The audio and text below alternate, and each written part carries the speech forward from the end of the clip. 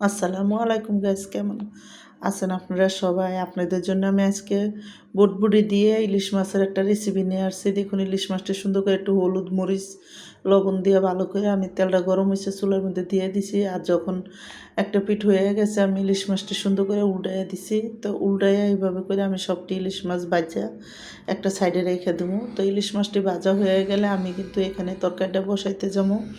তো দেখেন, এদিকে আমার ইলিশ মাছটি একটা পিঠ যখন হয়ে আছে উল্টাইয়ে দিছি। উল্টাইয়ে কিন্তু আমি ভালো করে ইলিশ মাছটা ওই পিঠটা হওয়া পর্যন্ত ভাজবো। ভাজা হয়ে গেলে তারপরে উল্টামো। তো এইখানে আমি কিন্তু বটবুটিটি সুন্দর করে একটু কাটটা ধুইয়া তারপরে করে নিছি। আর বটবুটিটি কাটা হয়ে গেছে পরে আমি দেখুন যে রান্না করবো যে ইয়াটার ভিতরে ফ্রাই প্যানটার ভিতরে, ওই ফ্রাই প্যানটা আমি কিন্তু মাছটা বাচ্ছি যে তেলটা দিয়ে ওই তেলটাই আমি ডাইলা দিছি। দিয়ে কিন্তু আধা কাপ পেঁয়াজ দিয়ে দিলাম।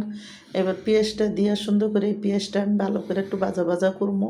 আর আমি মাছের তেলটাই দিয়ে দিছি। তো যখন তেলটা হয়ে গেছে তখন কিন্তু দেখুন আমি এদিকে 1 চামচ হলুদ, 1 চামচ আমি ধনিয়ার গুঁড়া, 1 চামচ আমি এখানে গুঁড়া দিয়ে দেবো, মরিচের গুঁড়া। আর আমি 2 চামচ আদা রসুন বাটা দিছি। দিয়ে কিন্তু দেখুন এখানে আমি 2 চামচ আদা রসুন বাটাও দিয়ে দিলাম, স্বাদ মতন লবণ দিয়ে দিলাম 1 চামচ। তো সব কিছু দিয়ে তারপরে কিন্তু আমি ভালো করে মশলাটা কষাই নিব।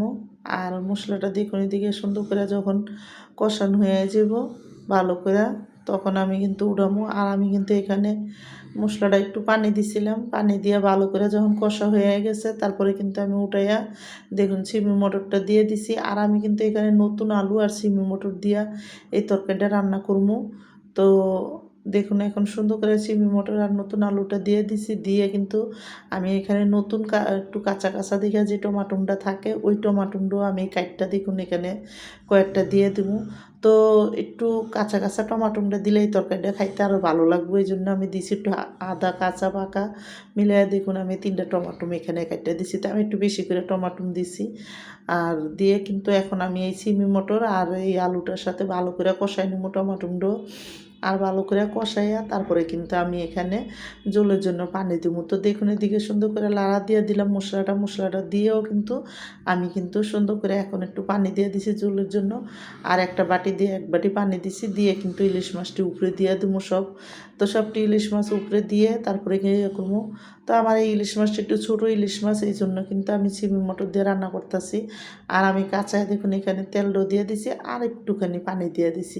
দিয়ে কিন্তু সুন্দর করে এখন তো আমার এই সিমি মটর আর ইলিশ মাছের রেসিপিটা যাদের পছন্দ তারা লাইক সাবস্ক্রাইব দিন, প্লিজ আমার ভিডিওটা বেশি বেশি শেয়ার করে দিয়ে না সাবস্ক্রাইব করে দিয়ে। আর এইভাবে একবার হলো ইলিশ মাছ দিয়ে সিমি মটর রান্না করে খেয়ে দেখেন, অনেক মজা লাগবো। তো আমি এখানে